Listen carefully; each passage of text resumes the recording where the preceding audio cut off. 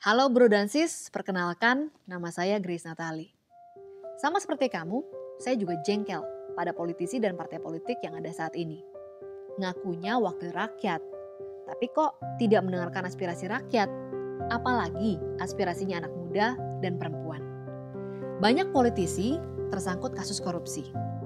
Wajah parpol pun masih dihiasi orang-orang lama. Tanpa darah biru politik atau modal besar, sulit untuk bisa punya peran penting dalam politik.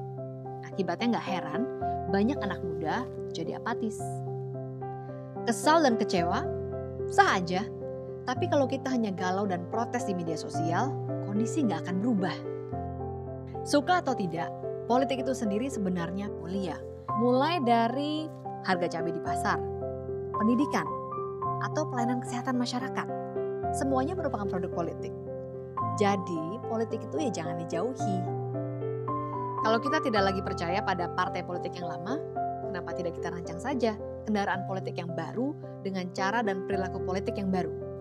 Semua orang bisa berkontribusi sesuai dengan keahlian dan kemampuan kamu masing-masing. Di PSI semua orang sejajar, gak ada tokoh besar. Justru bersama-sama kita akan mencari dan mendukung tokoh-tokoh muda yang berkomitmen tinggi untuk melayani masyarakat. Bayangkan kalau kendaraan baru kita bisa mengantarkan pemimpin-pemimpin muda yang berkualitas, pasti Indonesia akan jadi keren banget.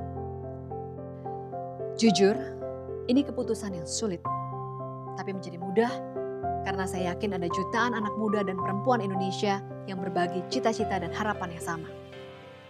Ini keputusan yang berat, tapi juga ringan. Karena ada jutaan tangan dan bahu yang akan menjinjing dan memikul beban perjuangan. Kami bukan siapa-siapa tanpa kamu semua, anak muda Indonesia. Bikin partai itu sebenarnya perlu visioner atau nekat ya. Jangan-jangan memang butuh dua-duanya. Kalau visioner tapi nggak ada nekatnya, nggak maju-maju akhirnya. Sebenarnya mungkin aku sih nggak pernah berencana jadi jurnalis. Kalau saya sih yakin dan percaya itu ada campur tangannya Tuhan di sana. Tapi yang saya lakukan ketika saya di kuliahan, saya rajin ikut lomba. Waktu itu memang motivasinya macam-macam ya. Motivasinya ya kepengen dapat pengalaman, pengen dapat hadiahnya, dan seru-seruannya gitu. Tapi tanpa disadari ternyata itu justru menuntun saya ke profesi jurnalis yang ternyata saya cinta dan suka banget. Dan saya sangat-sangat enjoy. Meskipun nggak bisa libur lebaran misalnya, kan libur lebaran panjang gitu ya. Kalau orang-orang kantoran yang lain kan liburnya panjang. Atau kita cuti pun seringkali masih dikejar-kejar kantor gitu ya, tapi tetap enjoy gitu.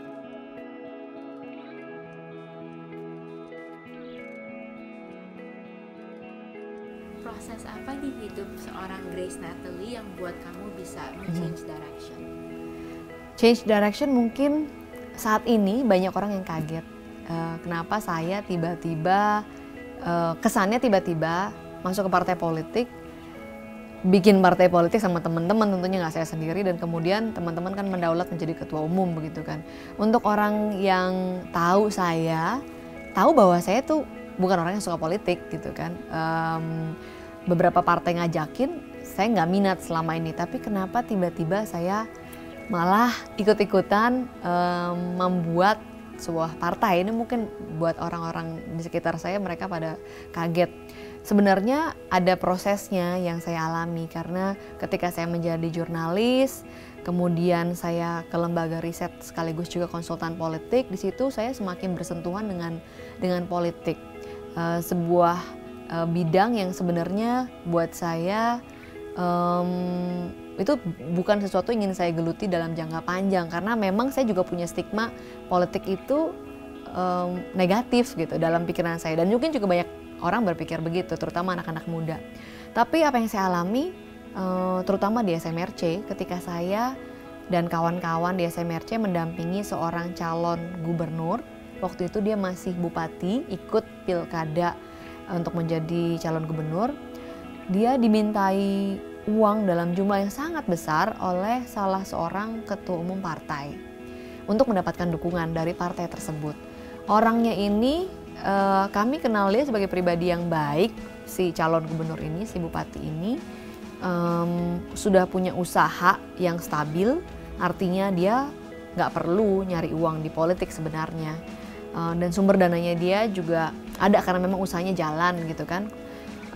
Dan dia dicintai sama rakyatnya. Tapi ketika dia mau maju ke Pilgub, dia dimintai uang belasan miliar. Uang yang banyak menurut saya dan juga menurut dia. Akhirnya dengan pertimbangan yang panjang dikasih juga uang belasan miliar itu. Yang bikin sedih, uang diambil, dukungan nggak dikasih gitu. Dan ini sering kita dengar selama saya menjadi wartawan. Kita bilangnya itu mahar politik. Ada hal-hal seperti itu ternyata ya, uang diambil, dukungan juga tidak dikasih. Ini kan bikin banyak orang jadi semakin ilfil sama politik. Kita anak muda semua dan nggak ada ilmu pastinya kan sebenarnya soal politik. Kiat-kiat sukses membangun partai itu kan nggak ada rumus pastinya. Jadi kami ya memang siap salah juga sih, siap maju dan siap salah dan siap untuk memperbaiki kesalahan. Jadi kita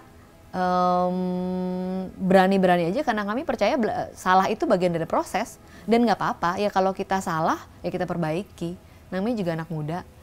Di antara politisi yang umurnya jauh lebih senior, kemudian juga saya tidak punya pengalaman sebelumnya di partai politik.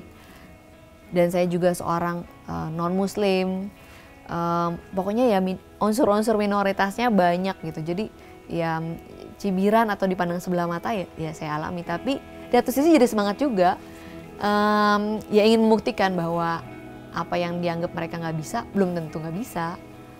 Impian kita cuma satu sebenarnya, merubah pandangan orang terhadap politik. Karena sekarang orang-orang itu berpikir politik itu tidak baik.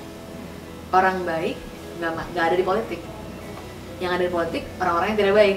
Kalau orang baik masuk politik, dia tidak lagi baik, gitu kan? Itu yang sekarang label yang menempel di politik kan begitu. Apalagi untuk anak-anak muda. Makanya anak-anak muda sekarang kalau kita tanya, kamu tertarik nggak masuk politik? Pasti jawabannya kebanyakan enggak. Karena mereka punya pandangan politik itu identik sama orang-orang tua. Politik itu korup, politik itu yang negatif. Padahal kalau kita mau berpikir lebih jernih, politik itu ada di kehidupan kita sehari-hari. Termasuk apa yang kita makan, harga beras, kalau kita naik kendaraan bermotor atau naik kendaraan umum, harga tiketnya itu kan merupakan produk politik yang melalui proses politik. Jadi politik itu menyentuh seluruh kehidupan kita.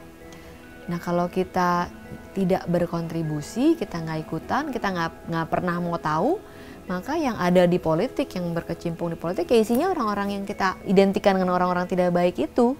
Kalau mau perubahan seperti itu harus balik ke undang-undang kan? Betul, dan caranya untuk bisa merubah undang-undang ya harus ada di DPR, di DPRD, kalau nggak bisa. Terus partai kamu semua member boleh ikut atau nggak harus ikut DPR? Nggak kan? Tidak, kita membebaskan, karena setiap orang minatnya kan beda-beda. Kalau nggak minat di politik, ya udah kita bikin kegiatan yang lain. Intinya sih kita ingin empower masyarakat. Contohnya kemarin kita dapat ide, sebenarnya idenya ketika kita justru ketemu sama orang-orang yang teman-teman yang punya keterbatasan fisik. Nah kita kan semuanya sekarang Jakarta, Bandung, Surabaya itu kan lagi menuju ke smart city. Jadi gimana caranya dengan kecanggihan aplikasi-aplikasi, kecanggihan teknologi, kota itu menjadi lebih nyaman, kurang lebih kan kayak begitu. Buat orang-orang yang punya keterbatasan fisik, ternyata kota-kota tempat mereka tinggal itu masih sangat tidak friendly. Misalkan kalau orang buta, mereka mau keluar rumah aja udah bingung, mau naik apa, mau kemana arahnya, mau bayar kendaraan, ini duit yang kita kasih uangnya tuh pecahan berapa, nggak tahu. Ada berbagai ide tuh yang timbul, misalnya recognizer. Ini salah satunya sih, kita pikir dapat ide pengen kerja sama sama teman-teman kan sekarang anak-anak muda banyak banget yang sangat-sangat berbakat, mereka bikin games, mereka bikin apps. Gimana kalau kita ngajak mereka kerja sama bikin apps untuk membantu teman-teman yang punya keterbatasan tidak bisa melihat. Dengan adanya recognizer bisa bantu banyak orang buta tahu kalau mereka bayar tuh uangnya berapa nih, 10.000, 20.000, 50.000. Kalau mau masak atau mau makan obat, ini obatnya yang mana, jangan sampai salah minum obat gitu kan. Ini tentu proyek sosial, tapi bisa juga ada sisi komersilnya. Artinya dijual aja dengan harga murah, misalnya atau apps kalau di download sekali 5.000, 10.000. Tapi kan kalau banyak yang mendownload lumayan kan. Nah ini kan bisa membantu pembiayaan komunitas anak muda yang bikin. Jadi semua dapat manfaatnya, si anak mudanya dapat pengalaman, dia juga dapat portfolio. Yang komunitas yang lainnya yang tunanetra juga dapat manfaatnya. Saya fokusnya saat ini mencoba agar anak-anak muda kita yang masih berpikiran negatif sama partai itu lebih positif melihat partai dan justru berkontribusi. Dan kalau mereka nggak suka dengan gaya-gaya politik sekarang, justru kita sangat-sangat membuka kesempatan teman-teman menerapkan gayanya sendiri. Jadi politik ala anak muda tapi harus positif. Nah, gimana caranya kita cari sama-sama gitu. Jadi saya juga tipikal orangnya bukan yang punya long term planning sampai berapa belas tahun ke depan, dan bahkan saya jadi CEO di lembaga survei dan juga bahkan sekarang jadi ketua partai aja saya sebenarnya tidak pernah memplanningkan kayak begini. Buat saya hidup itu mengalir aja, tapi kita coba berbuat yang terbaik di tempat kita lagi berada saat itu.